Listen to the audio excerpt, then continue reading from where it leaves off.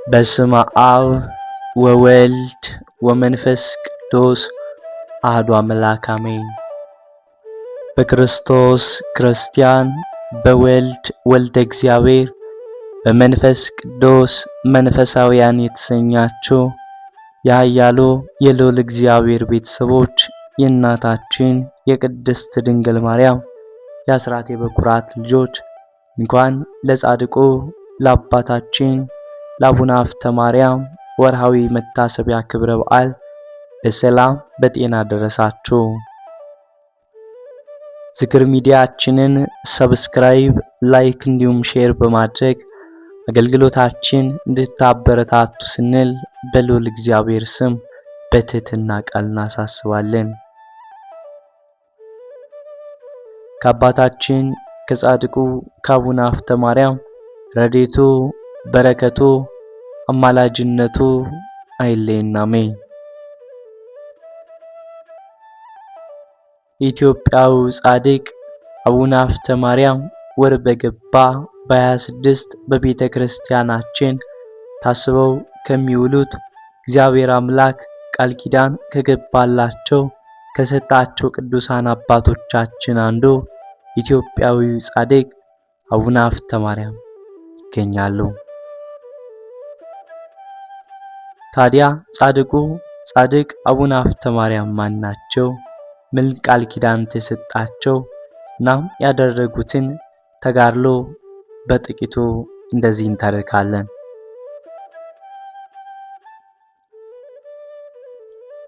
አምስቱን መቅሰፍቶች የማስወገድ ስልጣን የተሰጠው ጻድቁ አቡነ ሀብተ ማርያም የነበረበት ዘመን 1486 ዓመተ ምህረት ንጉስ እስክንድር በነገሰበት ጊዜ ነው።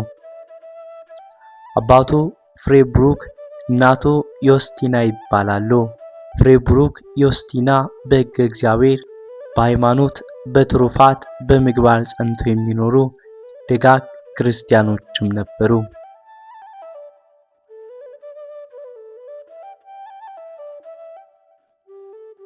የጻድቁ አቡነ ሀብተ ማርያም እናት ቅድስት ዮስቲና ጻድቁ አቡነ ሀብተ ማርያምን ከመውለዷ በፊት ሰው ሁሉ ዓለሙን ቢገዛ ነፍሱን ግን ካጣ ምን ይጠቅመዋል የሚለውን የወንጌል ቃል ተረድታ መንና ወደ በረሃ ሄደች።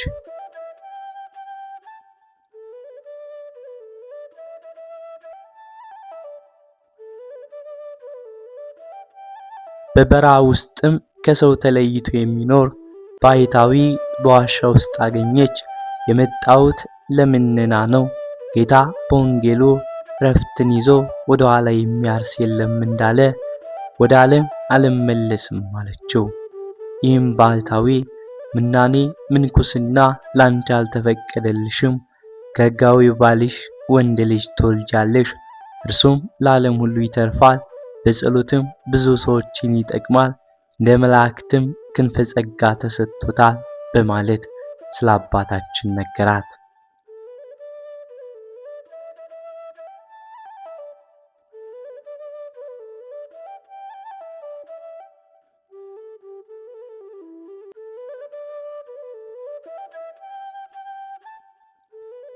ቅድስት ዮስቲናም ከአረጋዊ ባሕታዊ ይህንን ነገር ሰምታ ደነቀች። የፈጣሪ ፍቃድ ከሆነ ወደ ቤት እመለሳለሁ ብላ ወደ ቤቷ ተመለሰች። ጥቂት ጊዜያት ከቆየችም በኋላ ግንቦት 26 ቀን ጻድቁ አቡነ ሀብተ ማርያም ተወለደ።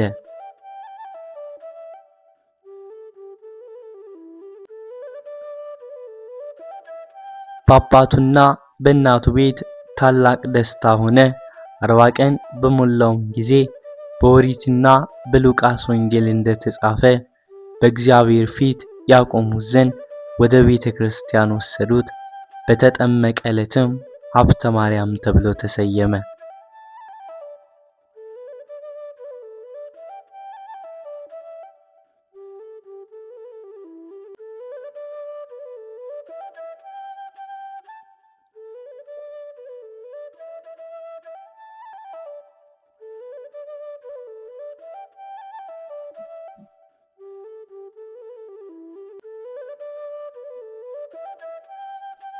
ጻድቁ አቡነ ሀብተ ማርያም በፈሪሃ እግዚአብሔር በትምህርት አደገ። ከዕለታት በአንድ ቀን ካህናቱ በቤተ ክርስቲያን ምህላ ሲያደርሱ እግዚኦ መሐረነ ክርስቶስ እያሉም ሲጸልዩ ሰምቶ በልቡናው ይቺ ጸሎት በጣም ጥሩና መልካም ጸሎት ናት አለ። በዚህም ጸሎት ከዓለም ከአሳሽ ከገሃነም እሳት ድንባት ዘንድ አውቃለሁ፣ የንስሐ መንገድ ናት ብሎም ተናገረ። ከዚህ ጊዜም ጀምሮ አባታችን አቡነ ሀብተ ማርያም ከዚች ጸሎት ተጠምዶ በጾምና በጸሎት በስግደት የሚኖር ሆነ። አባቱ ፍሬ ብሩክ አቡነ ሀብተ ማርያምን የበግ ጠባቂ አደረገው። እግዚአብሔር ግን በኋላ ለብዙዎች ስውራን ቅዱሳንና በዓለም ለሚኖሩ ምዕመናን በጎች ጠባቂ ያደርገው ዘንድ ወዶ መርጦታልና ያ ቀን እስኪደርስ ፈጣሪያችን ኢየሱስ ክርስቶስ አቡነ ሀብተ ማርያምንም ይጠብቀው ነበር።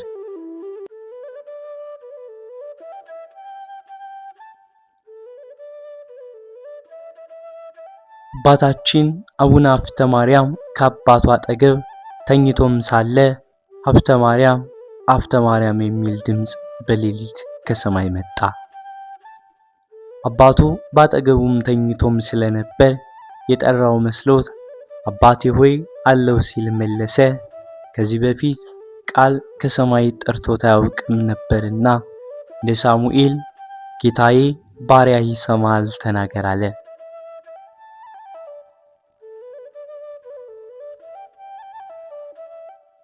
ጌታችን መድኃኒታችን ኢየሱስ ክርስቶስም አናገረው።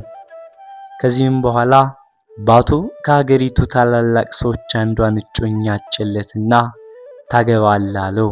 አባታችን አቡነ ሀብተ ማርያም ሆይ እኔ ራሴን ለክርስቶስ በድንግልና ለመኖር አጭቻለሁና ተራክ ወይም ቃለ ወንጌልን መስማት እንጂ ሌላ አይደለምና ለምን እንዲህ ትለኛለህ አለ።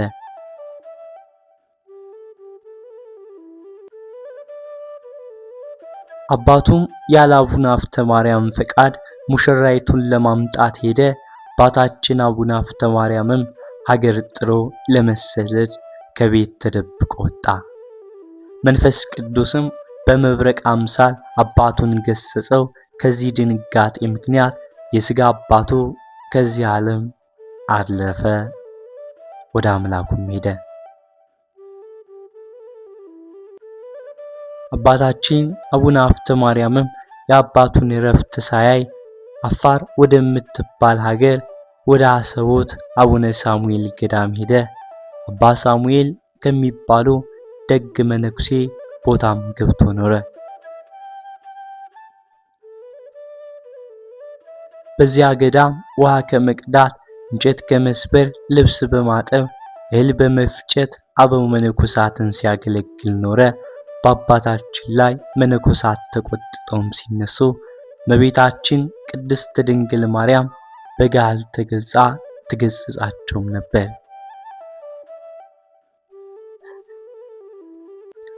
በዚያ አገልግሎት ላይ ሳለ ገዳሙ ካለበት ተራራ ላይ ወደ በረሃ ወርዶ ውሃ ቀርቶም ተሸክሞም ሲመለስ ውሃውን በእንስራ እንደተሸከመ እግሩን አደናቀፈው።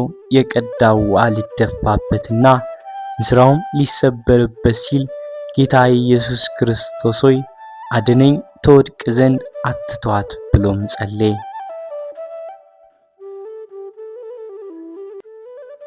ይህንን ብሎ በተናገረም ጊዜ የውሃን እንስራ ሳትወድቅ ቆመች። ጅም ሳይነካት ተመልሳ በትከሻው ላይ ተቀመጠች። አባ ሳሙኤልም ይከተሉት ነበርና ይህንን ጽኑ ተአምር አይተው አደነቁ። እንዲሁ ከዕለታት በአንድ ቀን በሌሊት መብራት ለአባ ሳሙኤል ያበራ ሳለ መብራቱ ከእጁም ወድቆ ጠፋ። ስለ መምህሩ ስለ አባ ሳሙኤል ቁጣ፣ ፍራቻ፣ ታላቅ ድንጋጤም ደንግጦ ፈጥኖ ባነሳውም ጊዜ በእግዚአብሔር ታምር ራሱ በራ አባ ሳሙኤል ይህንን ታምር አይተው የዚህ ቅዱስ ልጅ የዓለም ሁሉ የጥበብ መብራት ይሆናል ሲሉ ትንቢትም ተናገሩ።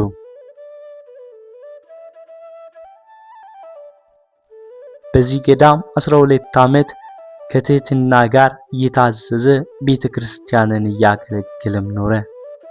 ጻድቁ አቡነ ሀብተ ማርያም ከአባ ሳሙኤል ገዳም ወጥቶ ለአድባር ወደ ተባለ ገዳም ሄደ። ከአባ መልከ ጼዴቅ እጅ የምንኩስናን ሥርዓት ተቀበለ። ከዚያም በመቀጠል በጥልቅ ባህርም ገብቶ 150 መዝሙረ ዳዊትና 4ቱን ወንጌል ሌሎችም የጸሎት መጻሕፍትን እየጸለየ 500 ጊዜ ይሰግድም ነበር። እህል መብላትን ትቶ እንደ በረሃ ዋልያ ቅጠል መብላት ጀመረ። 40 ቀን የሚጾምበት ጊዜ 80 ቀንም የሚጾምበት ቀን ነበር። ቅጠልም ቢሆን እህልም ቀዝቃዛ ወይንም ምንም አይቀምስም ነበር። ፊቱም እንደ ንጋት ኮከብ ያበራ 4ቱ ወንጌላት እየጸለየም ሳለ ቅዱስ ገብርኤልንና ቅዱስ ሚካኤልን በቀኝና በግራም አስከትሎ ፈጣሪያችን ኢየሱስ ክርስቶስ ተገለጠለት።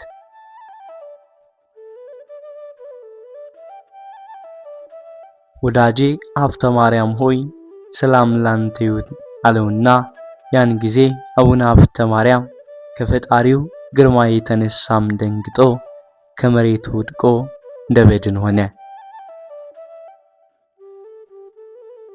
ጌታችንም አንስቶ ክቡራን በሆኑ እጆቹ አጸናውና ታላቅ የሆነ ቃል ኪዳንም ገባለት። በጸሎትም አምኖ በጎ ሥራ ለሚሰራ ሁሉ በሕይወት ሳለ ልብስ በመስጠት ወይንም ምግብ ከማቅረብ እግር ከማጠብ እንጨት ሳር በማቅረብ ውሃ ከመቅዳትና በመርዳት ለደከመ ሁሉ እምርልሃለሁ። ዳግመኛ ከሞተ ስምህ የጠራውን ዝክርን ያዘከረውን ሁሉ የሀብተ ማርያም አምላክ ሆይ ከጠላት እጅ አድነኝ፣ ያለኝን በሕሊና ያሰብነውን በልቦና የወሰንነውን እፈጽምለታለሁ አለው።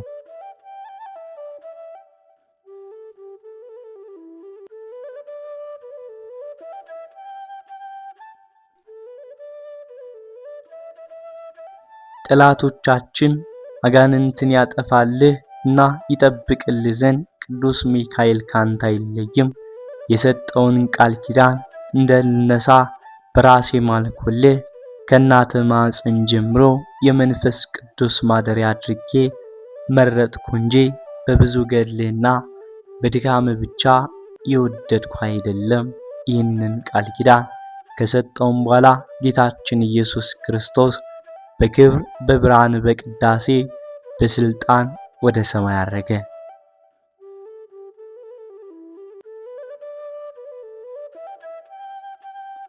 ቅድስት ዮስቲናም ባሏ ከሞተም በኋላ ለራሷ ምንም ሳታስቀር ገንዘቧን እናት አባት ለሞቱባቸው ለባልቴቶች፣ ለጦም አዳሪዎች፣ ለድሆች ጨርሳም ሰጠች።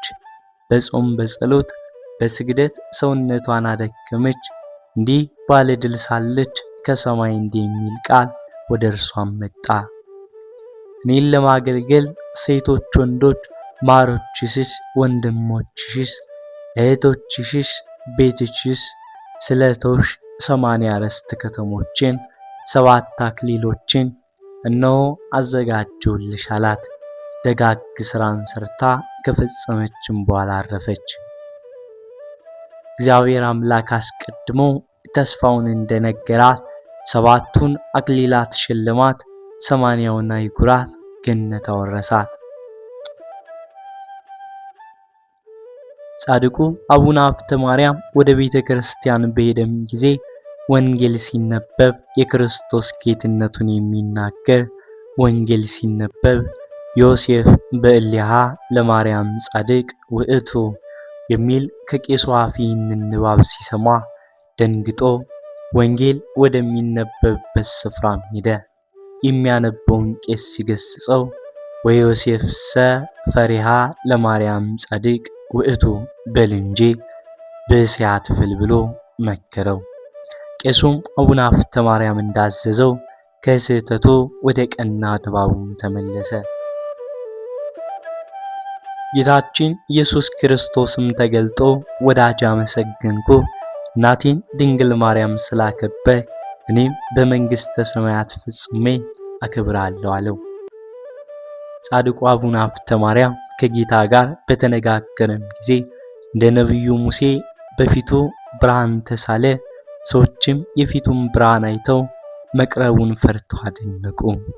አቡነ ሀብተ ማርያምም ጌታዬ ሆይ ከንቱ ውዳሴ እንዳይሆንብኝ በፊቴ ላይ የተሳለውን ብርሃን ሰውርልኝ ብሎም ጸለየ። ጌታም ፊቱን እንደ ቀድሞ አደረገው። በጾም በጸሎት ላይ ሳለም ከሊቀ መልአኩ ቅዱስ ሚካኤል ተራዳኢነት ወደ ሰማይ ነጥቆ ቅዱሳን የሚሆኑባቸውን ዓለማት መንግሥተ ሰማያትን ሲኦልን ተመለከተ። ሰይጣንም መጥቶ በእግዚአብሔር ፊት ቆመ።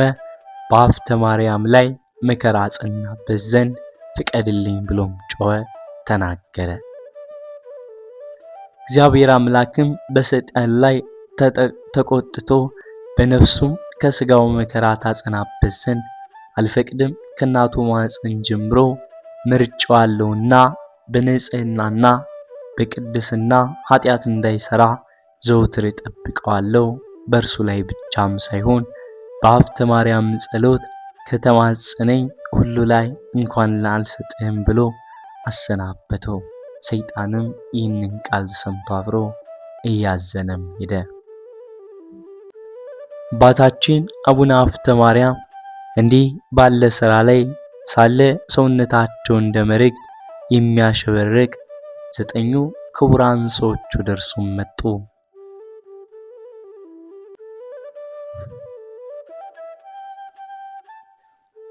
አብሯቸው ያለውን መልአክ ይህን ያክል ብርሃን የከበበው ይህ ሰው ማን ነው ብሎም ጠየቀው። መልአኩም አባቴ ተክለ ሃይማኖት ነው አለው። ክቡር የሆነ አባታችን አቡነ ተክለ ሃይማኖት ጠርቶ ልጄ ሀብተ ማርያም ሆይ ፈጣሪ እግዚአብሔር ስለወደደ ብዙ ምርኮ እንዳገኘ ባንተ ፈጽሞ ደስ ይለኛል። ነገር ግን የሚለምንህ ነገር አለና እሺ በለኝ አለ። አባታችን አቡነ ሀብተ ማርያምም ጌታዬ ነገሩ ምንድነው? ክቡር አባታችን አቡነ ተክለ ሃይማኖትም ከተቀበርኩበት ቦታ እንድትቀበል ቃል ኪዳን ግባልኝ አለው። አቡነ ሀብተ ማርያምም ይህንን አደርግ ዘንድ ስለምን ትወዳለህ አለው። አቡነ ተክለ ሃይማኖትም በሀገሬ ላይ የታዘዙ 5 መቅሰፍቶች አሉና ነው። መብረቅ፣ ቸነፈር፣ ረሃብ፣ ወረርሽኝ፣ የእሳት ቃጠሎም ናቸው። ያንተ አጽም በውስጡ የተቀበረ እንደሆነ አጥንቴ የተቀበረባት ሀገሬ ከነዚህ መቅሰፍታት ትድናለች። ልጄ ሀብተ ማርያም ሆይ አንተ የማታውቀው ከፈጣሪያችን ከእግዚአብሔር የተሰጠ እኔ የማውቀው ክብር አለና ስለዚህ ነው ቃል ኪዳን ግባልኝ ብሎ ማለደው። ይህን ሲባባሉ እንዲህ የሚል ቃልም መጣ። ከወዳጄ ከአቡነ ሀብተ ማርያም አንደበት የቃል ኪዳን አይወጣም። እርሱ በወደደው የሚቀበር አይደለም። እንዲህ ብለህ የምታስገድደው ለምን ነው? እኔ በወደድኩበት ቦታ ይቀበራል እንጂ የሚል ቃል ተናገረ። አባታችን አቡነ ተክለ ሃይማኖትም የለመነና የሰገደ 3 ጊዜ ከሥላሴ ዙፋን ተንበረከከ። ይሁን ይደረግ የሚል ቃል ከሰማይ ሰማ። በወዳጄ በሀብተ ማርያም አጥንት ቦታ የምትድን ስለሆነች ፈቃዴ ነው ብሎ ጌታም ቃል ኪዳን ሰጠው። ጻድቁ አባታችን አቡነ ሀብተ ማርያም በጸሎት ላይ ሳለ በጌታችን በኢየሱስ ክርስቶስ ትእዛዝ የቆምክባትን ቦታ ምስራቁን፣ ምዕራቡን፣ ሰሜኑንና ደቡቡን ባርካለው። ሲባርክም 3 አጋንንት በጸሎቱ ስልጣን ታስረው በፊቱ ታዩት። እነዚህም አጋንንት ከኖህ ጀምሮ ሰውን በማሳት ከኖርን በኋላ ካንተ ጋርም ጸብ አለን አሉ። አባታችን አቡነ ሀብተ ማርያምም በትምህርተ መስቀል ሲያማቸው 2 አጋንንት ምድር ተከፍታ ዋጠቻቸው። አንዱ ጊዜ ስላልደረሰ አታጥፋኝ አለው። ያን ጊዜ ጌታችን ኢየሱስ ክርስቶስ አቡነ ሀብተ ማርያምን ይህንን ነገር ተወው፣ ጊዜው አልደረሰም አለው። የጌታ ቃል እንዲህ ብሎ በተናገረም ጊዜ ሰይጣን ከአባታችንም ተለይቶ ጠፋ። ከዚህም በኋላ ዕለተ ሞቱ በደረሰም ጊዜ ለሞቱ ምክንያት የሚሆን ቸነፈርም ያዘው። ጌታችንም በምስጋና ወደ እርሱም መጥቶ ወዳጄ ሀብተ ማርያም ሆይ ዛሬ ወደ አንተ የመጣሁበት ከድካምህ ወደ ረፍት ወስድ ዘንድ ነው። 7 የጽድቅ አክሊሎችንም አዘጋጀሁልህ አለው። አንደኛም ስለ ንጹሕ ድንግልና፣ ሁለተኛ ዓለምንና በውስጡ ያለውን ንቀህ በመኖር፣ ሶስተኛ ስለ ፍጹም ምንኩስና፣ አራተኛ አራቱን ወንጌላትን በማንበብህና በመጸለይ፣ አምስተኛ ስለኔ ብለህ ስለተራብከው፣ በጾም ስለተጋደልክ፣ ቂምንና ጥላቻን፣ ትዕቢትን፣ ትምክህትን በልብህ በውስጥ ካለማስቀመጥ ስለ ንጹሕ ተልእኮ ክህነት፣ ስለ ንጹሕ መስዋዕት ነው ብሎ ቃል ኪዳንም ሰጠው።